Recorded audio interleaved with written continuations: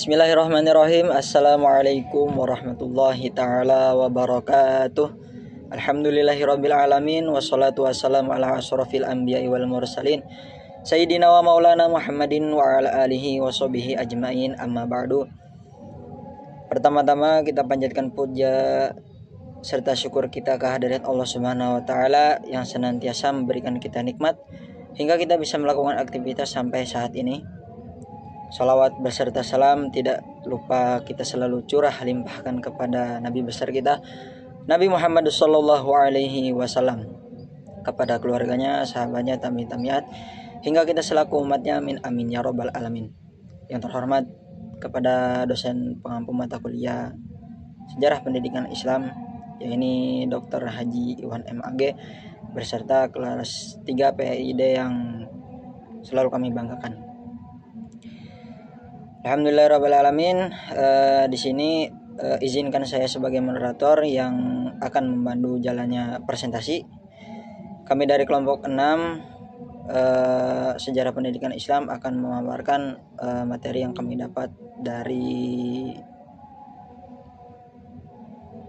mata kuliah Sejarah Pendidikan Islam. Oke, langsung saja tanpa berlama-lama kepada pemateri. Yang pertama kami persilahkan. Assalamualaikum warahmatullahi wabarakatuh. Perkenalkan, nama saya Sonia Armi Nurjana. Di sini saya akan menyampaikan tentang pendidikan Islam di India. Pendidikan Islam di India yaitu mirip dengan di Indonesia, tetapi tantangannya yang berbeda karena Muslim di sana yaitu minoritas secara garis besar. Pendidikan di sana yaitu terbagi menjadi dua kubu. Yang pertama kubu tradisional, yang kedua yaitu kubu modern. Yang pertama yaitu kubu tradisional, mencetak ulama. Ini dipelopori oleh Darul Uloom Deoband. Tujuannya menjaga kemurnian agama Islam dari pengaruh penjajah Inggris, fokus belajar Al-Quran, hadis, dan hukum Islam, menolak bantuan dana pemerintah supaya tetap independen, mirip dengan pesantren salaf atau tradisional di Indonesia. Lulusannya jadi ustadz atau ahli agama. Yang kedua yaitu kubu modern, mencetak intelektual. Ini dipelopori oleh Aligarh Muslim University. Tujuannya supaya umat Islam tidak ketinggalan zaman, bisa berbahasa Inggris dan paham sains. Fokus pelajaran umum, sains, teknologi, kedokteran, tapi tetap punya jati diri Islam. Mirip dengan UIN, Universitas Islam Negeri, atau kampus-kampus Muhammadiyah yang ada di Indonesia. Jenjangnya sama seperti ada tingkatan-tingkatannya. Maktabnya mirip TPA TPQ di masjid kampung. Anak-anak belajar cara sholat, membaca Al-Quran dasar. Madrasahnya sekolah asrama penuh, fokus menghafal Al-Quran dan kitab kuning. Biasanya gratis karena dibiayai zakat atau sedekah masyarakat. Karena gratis, banyak anak dari keluarga kurang mampu sekolah di sini. Sekolah Islam modern, sekolah biasa, ikut kurikulum pemerintah tapi dikelola yayasan Islam. Masalah utama saat ini yaitu susah cari kerja.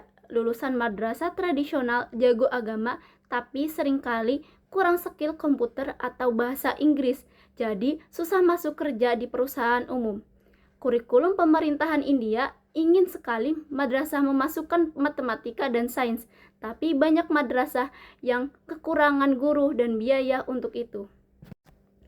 Jadi teman-teman, pendidikan Islam di India sedang berjuang menyeimbangkan dua hal. Yang pertama ingin tetap soleh, menjaga agama lewat madrasah, tapi juga ingin sukses, bisa bersaing di dunia kerja lewat sekolah modern. Mungkin itu saja yang dapat saya sampaikan tentang pendidikan Islam di India. Oke, langsung saja ke materi yang kedua, yaitu pendidikan Islam di bagian Persia. Pendidikan Islam di bagian Persia ini memiliki sejarah yang amat panjang, yang cukup panjang dalam dunia pendidikan ilmu pengetahuan Islam. Jadi setelah penaklukan Islam pada masa abad ke-7 Masehi, wilayah ini berkembang menjadi salah satu pusat intelektual terutama pada masa dinasti Abbasiyah. Pendidikan Islam di Persia ini memiliki ciri khas tersendiri karena mampu mengembangkan ilmu bukan dalam ilmu agama saja, tapi ada ilmu filsafat, tasawuf, ya ini dengan irama secara harmonis. Jadi bisa membawa filsafat dan tasawuf. Salah satu bentuk lembaga pendidikan penting di Persia adalah ya ini madrasah. Seperti madrasah Nizamiyah di Nishapur dan Isfahan.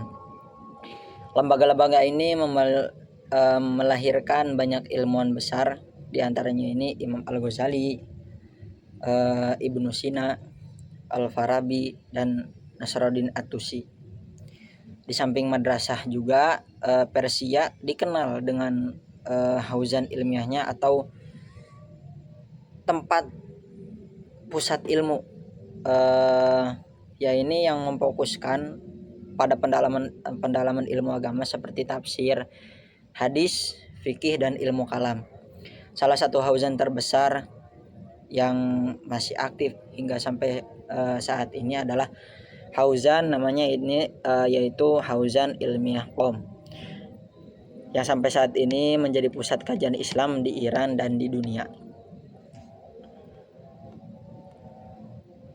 Melalui perpaduan antara pendekatan filsafat dan tasawuf, pendidikan Islam di Persia mampu menghasilkan banyak ulama dan para pemikir besar yang berpengaruh luas dalam tradisi intelektual Islam maupun pemikiran Barat. Sebagian dari pemikir besar dan ulama tersebut adalah dari Khalifah Islam tersendiri, dan banyak ulama Persia juga seperti Imam Abu Hanifah dan Imam Syafi'i yang turut berperan penting dalam pengembangan madhab-madhab fikih. Di kota-kota seperti Isfahani, Syihran, dan Rai juga berkembang menjadi pusat pembelajaran ternama. Dan ada juga di Baghdad, ya ini yang memiliki kedekatan budaya dan politik dengan Persia. Dalam berdirinya Madrasah Nizamiyah yang didirikan pada abad ke-11 oleh Vizier Persia Nizam al-Mulk, dan ya ini sebagai model integritas antara pendidikan agama dan ilmu pengetahuan. Oke, dilanjut kepada masa-masa keemasan Islam ya pada abad ke-9 hingga ke-12. Ya ini menjadi salah satu sejarah periode lah. Ya ini dimana Persia itu tampil sebagai pusat intelektual di dalam dunia Islam. Beberapa ilmuwan Persia yang berpengaruh pada masa tersebut, ya ini adalah yang pertama ada Ibnu Sina, dan yang kedua ada Al-Razi, dan yang ketiga adalah ada ya ini Omar Khayyam. Jadi ketiga tersebut adalah adalah tokoh-tokoh ternama lah di Persia pada abad ke-19 sampai ke-12 di masa jaya-jayanya Islam di Persia. Ini yang pertama yang tadi kita sebutkan, Ibnu Sina.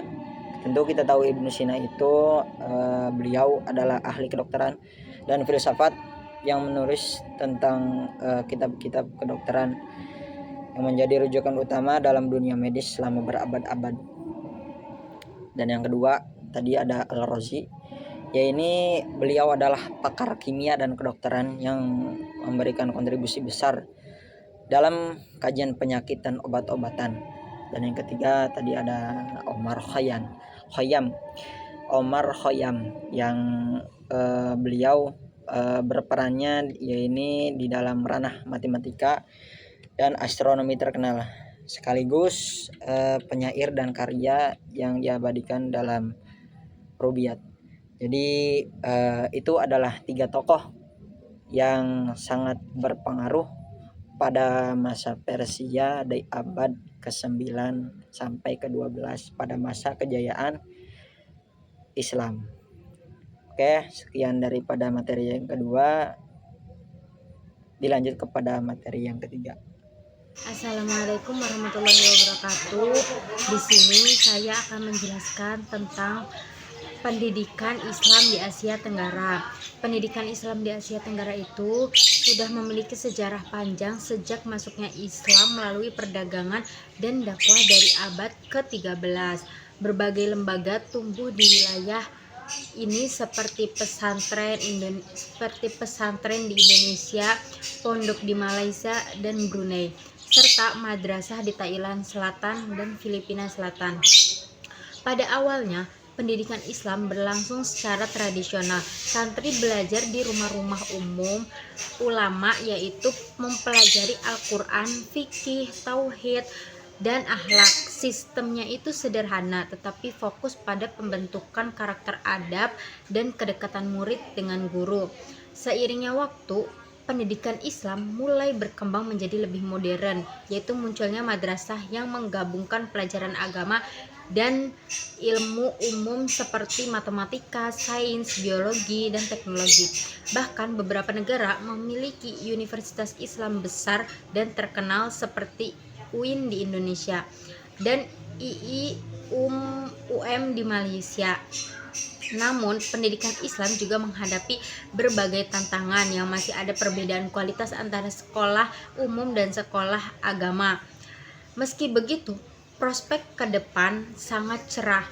Pendidikan Islam di Asia Tenggara terus bergerak menuju sistem yang lebih terbuka, moderat, dan inklusif.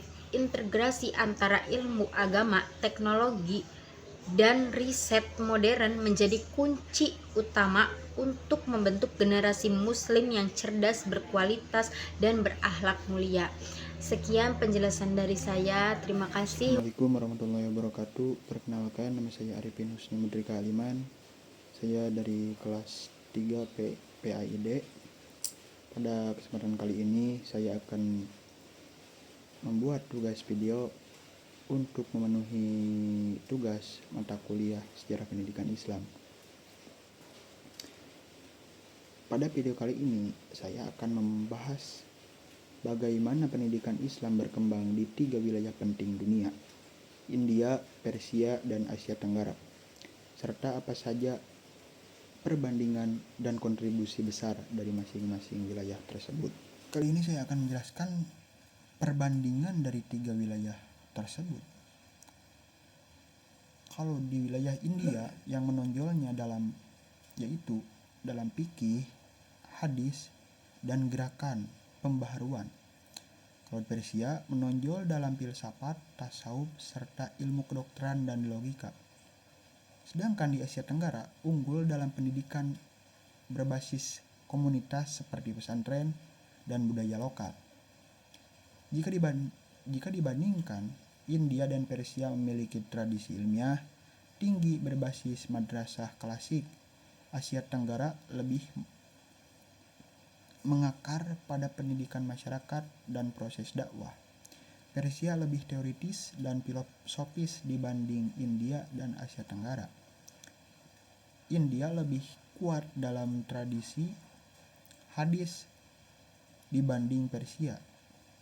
Asia Tenggara lebih fokus pada akhlak tasawuf dan fikih syafi'i. Dari 3 wilayah tersebut dapat kita lihat bahwa pendidikan Islam memiliki keragaman yang kaya, namun tetap berkontribusi pada perkembangan ilmu, pengetahuan, dan dakwah Islam di seluruh dunia. Cukup sekian yang dapat saya sampaikan, kurangnya mohon maaf. Wallahul muwaffiq ila aqwamit thoriq. Wassalamualaikum warahmatullahi wabarakatuh.